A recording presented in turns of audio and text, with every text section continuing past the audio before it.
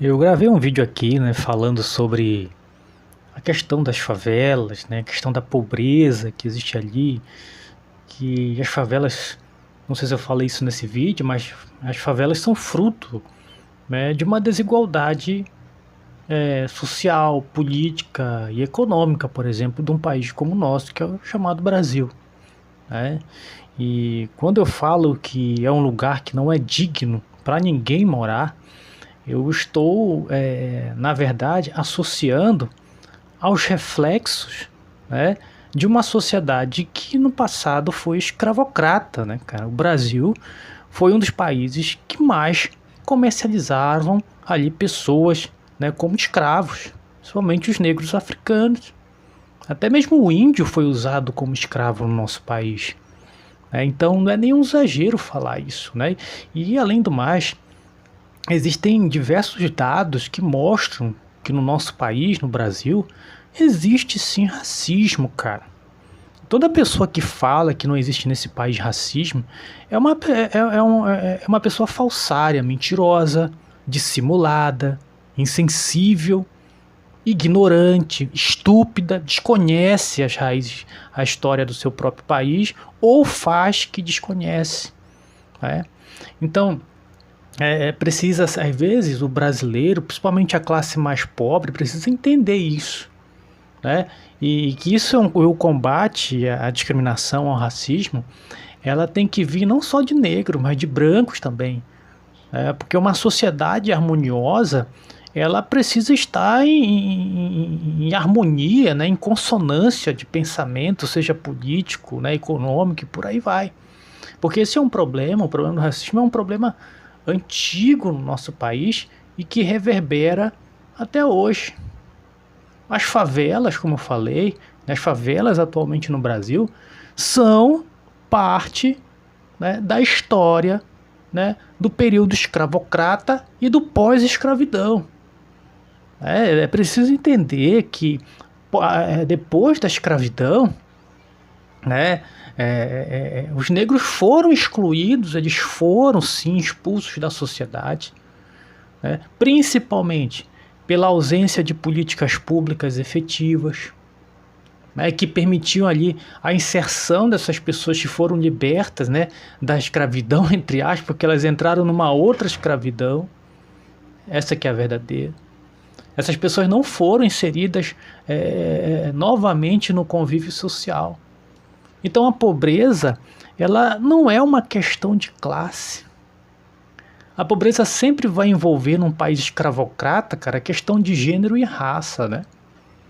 Não tem como. Um certo momento eu estava lendo um relatório das Nações Unidas sobre alguma coisa sobre questões de minorias étnicas, né? Os negros brasileiros, por exemplo, eu estava nesse relatório, correspondem, olha só, nesse relatório das Nações Unidas, os negros brasileiros, eles correspondem a 70,8%, cara, de todos os 16,2 milhões que vivem atualmente em situação de extrema pobreza, cara. Caramba, meu amigo. Como diz aqui na minha cidade, é mole ou quer mais? 76%, né, dos mais pobres no Brasil são negros. E ainda diz mais nesse relatório, né, mais escabroso ainda, né, que o número aumentou, né, se comparado, por exemplo, hoje com 2004. Né? Então, o Brasil, por ter sido um país escravocrata, né, é sim um país racista. A gente observa isso no dia a dia. A ausência, por exemplo, de negros em eventos onde está a elite. Eu falo isso de qualquer área. Muitos brasileiros não percebem isso, nem se incomodam com isso, nem se perguntam, não se questionam isso, né? Não se perguntam por que existem poucos negros como médicos, né? Por que existem poucos negros na política como vereadores, prefeitos. Em prefeituras você não encontra quase nenhum negro, cara. Governador, então, nem se fala, e presidente, meu amigo, nem sei se um dia isso vai chegar nesse país aqui, meu amigo. Então, a maioria da população brasileira, do trabalhador assalariado, que eu até entendo que o cara não tem tempo nem de pensar em si, porque ele trabalha 6, na escala 6x1, ele trabalha até domingo às vezes. Ele não tem tempo para se informar, para ler um bom jornal, né? Para ler um bom livro. Ele não tem esse tempo. O trabalhador e a trabalhadora brasileira não tem tempo para isso, cara. Então não tem nem como culpar essas pessoas, às vezes, tiveram uma péssima educação, tiveram poucos recursos, né, dos seus pais para ter uma educação de qualidade, né, cara? Então não tem nem assim como a gente julgar, porque a gente estaria sendo injusto, né? Mas o fato é que só pelo campo da observação, muitos não se atentam a isso. Você vai em um hospital, por exemplo, seja qualquer ele, público ou não, ou privado, você não encontra nenhum negro médico, cara. É raríssimo os que tem. E quando parece um, a gente até se espanta, a gente até se assusta, né, cara? Quem é negro até se assusta de ver um médico negro. E às vezes até desconfia, o próprio negro desconfia do outro negro que é médico, olha só. Que coisa estranha, né, nesse país. Por quê? A nossa essência é escravocrata, cara. E para combater isso, precisa ter a união de negros, brancos, amarelos, pardos, seja lá o que for. Né? E por que esse questionamento não existe, né, cara? É simples. Porque os olhos, até mesmo do negro, até mesmo do pobre, cara, já se acostumaram a ver pessoas não negras, ou seja, pessoas de outras cores, de outras, vamos dizer, colocar aqui raça, vou colocar isso aí, brancas, né? Ocupando lugares de poder. Os próprios trabalhadores, os próprios negros, pardos, sei lá o que, pobres, já se acostumaram a ver pessoas ricas, pessoas brancas ocupando lugares de poder. Na política, como senador, deputado estadual, deputado federal, presidente da Câmara dos Deputados, presidente do Senado, médicos, né? Dos mais diferentes tipos, engenheiros. A própria população que é discriminada, inclusive por essas pessoas que estão no poder, já se acostumaram, acham que isso é natural. Elas não percebem, elas não conseguem observar e tirar um raciocínio, né, dizer, poxa, num país em que a maioria é negro, no Brasil a maioria é negro e pardo, cara. Por que nós não temos poucos representantes no Congresso Nacional negros? Por que temos poucos médicos? Porque os cursos de medicina, os cursos de direitos, os cursos de engenharia têm poucos negros.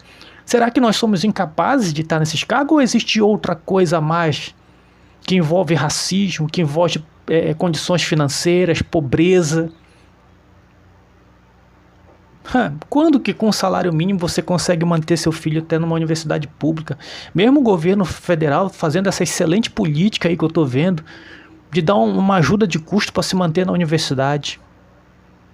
Quando que vai tirar esse pensamento, né? E aí você tem no Brasil, né, um país como o nosso, né, que tem uma diversidade imensurável, brancos, pardos, descendentes, imigrantes, não sei, de vários países da Europa. É uma miscelânea, né? É isso que faz o Brasil ser Brasil, né? E aí você tem, né, estudos que mostram que 54%, por exemplo, da população brasileira é negra. O IBGE já falou sobre isso aí, eu vi num jornal. Só que você não tem nenhuma representatividade. Muitos negros não são protagonistas, por exemplo, de campanhas publicitárias. Agora que vem um ou outro, alguma novela está fazendo alguma campanha, colocando personagens negros. Mas para você trabalhar, chegar ali naquele ponto, é um sacrifício danado. A maioria dos negros não ocupam cargos bem remunerados, trabalhos que pagam bem, melhor. A maioria dos negros, dos trabalhadores, dos pobres, dos pardos moram longe dos centros urbanos, cara. Você tem que pegar 2 ônibus para chegar no centro urbano para trabalhar. E se para você chegar na sua universidade, você que é negro, você que é pobre, cara. Caramba, já vi colega meu indo para a universidade de bicicleta, morando longe que sou na minha cidade, cara. Mas o cara tava ali. Eu já na universidade, tivemos que fazer vaquinha para ajudar um colega, né? O pai dele não tinha condição de manter ele numa universidade pública, cara. Tivemos que fazer uma vaquinha para pagar a passagem de ônibus dele para ele poder fazer o curso, concluir o curso, e ele concluiu o curso. Olha só a luta do cara, velho. Enquanto tem outros aí, riquinhos, que chegavam de automóveis quase que importados numa cidade no qual eu vivo, que é uma cidade extremamente pobre do Brasil. Então, cara, a pobreza, ela tem sim cor. A pobreza tem cor, e o que mais ameaça os negros, né, que vivem numa situação de favela, de vulnerabilidade, tá? Em favelas, em baixadas, é o geno, você sabe o que eu tô querendo dizer? Silenciado. É a Matã que vocês sabem que eu quero falar aqui. A favela não é lugar de orgulho, não, cara. Você que é pobre, você que é trabalhador, não tenha orgulho desse lugar.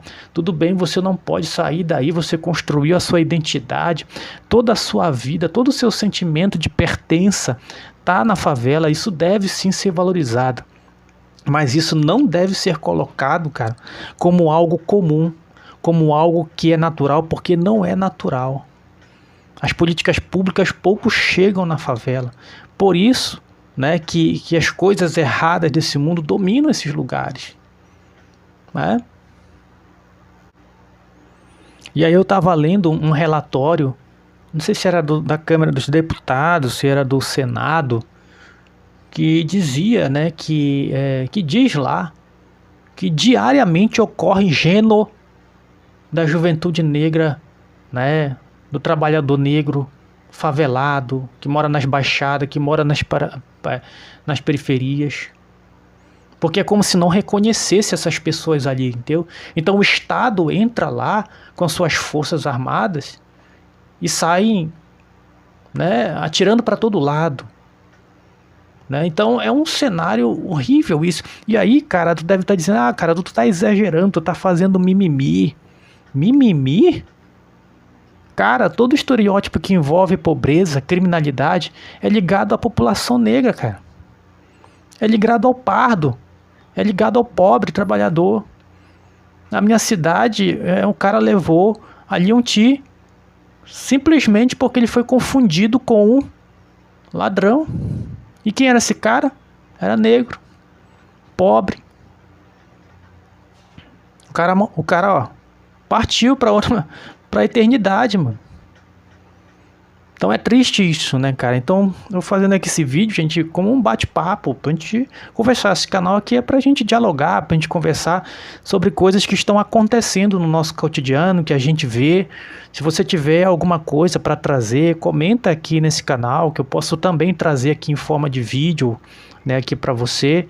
E pra gente bater, pra gente dialogar das situações que vêm ocorrendo no nosso país, né, principalmente nos últimos tempos. Eu acho que é importante conversar e comentar e ver o ponto de vista de cada um. Valeu e até a próxima.